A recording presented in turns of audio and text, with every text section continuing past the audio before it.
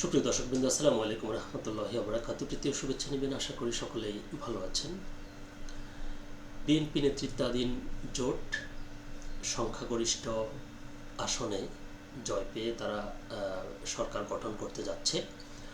তো এরকম পরিস্থিতিতে আলোচনায় যে বিএনপি সরকারের যে মন্ত্রী পরিষদ গঠন করা হবে, সেখানে কারা থাকতে পারেন এবং কাকে কোন দায়িত্ব দেওয়া হতে পারে, এ নিয়ে দৈনিক আমাদের সময়ে একটি প্রতিবেদন প্রকাশিত হয়েছে, যার শিরোনাম বলছে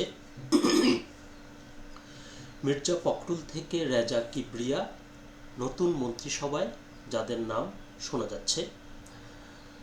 খবরটি বিস্তারিত বলছে, প্রায় 2 দশকের বেশি সময় পর রাষ্ট্র ক্ষমতায় ফিরছে বিএনপি।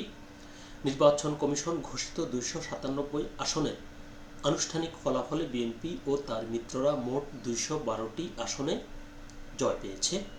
এর মধ্যে বিএনপি এককভাবে পেয়েছে 209টি আসন।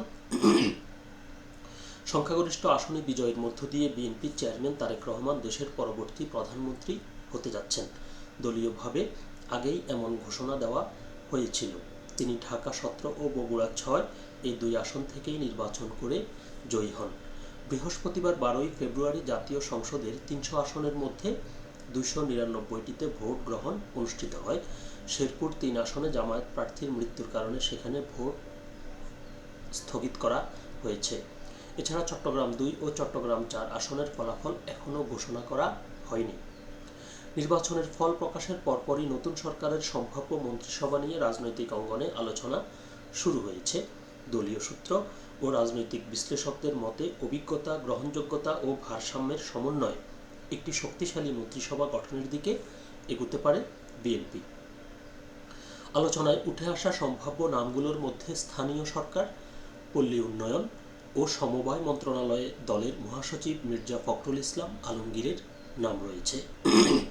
আইন বিচার ও সংসদ বিষয়ক মন্ত্রণালয়ে সাবেক অ্যাটর্নি জেনারেল অ্যাডভোকেট আসাদুজ্জামান, পররাষ্ট্র মন্ত্রণালয়ে আমির খসরু মাহমুদ চৌধুরীর নাম শোনা যাচ্ছে। অর্থ মন্ত্রণালয়ে অর্থনীতি ও ব্যাংকিং খাতে অভিজ্ঞ ডক্টর রেজা কিবরিয়া, বাণিজ্য মন্ত্রণালয়ে সালাউদ্দিন আহমেদ এবং বিদ্যুৎ, জ্বালানি ও খনিজ সম্পদ মন্ত্রণালয়ে আব্দুল আউয়াল মিন্টুর নাম আলোচনায় রয়েছে। নৌ পরিবহন মন্ত্রণালয়ে শহীদউদ্দিন চৌধুরী এনিকেও সম্ভাব্য তালিকায় রাখা হচ্ছে।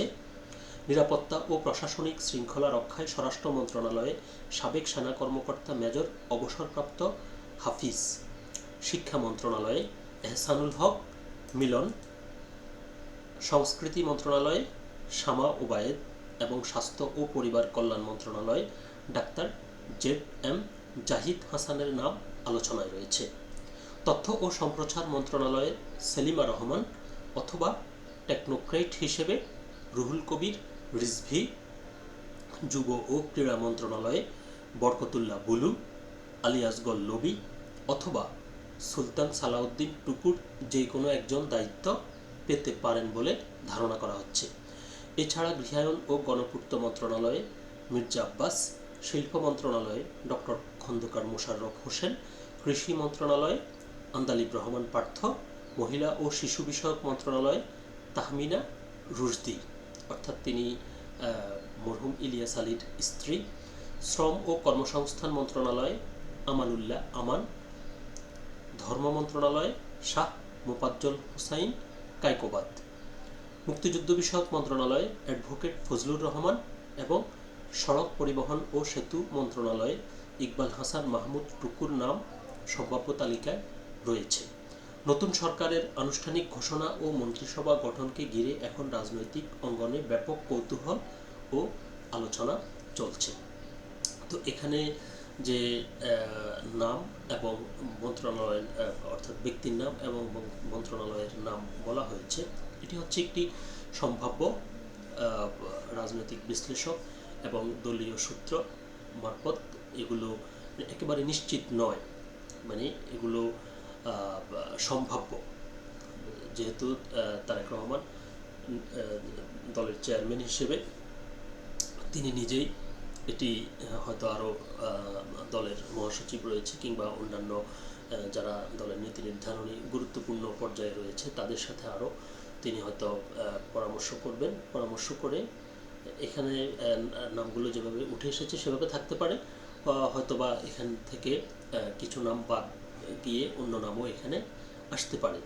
এটি আমরা একেবারে যখন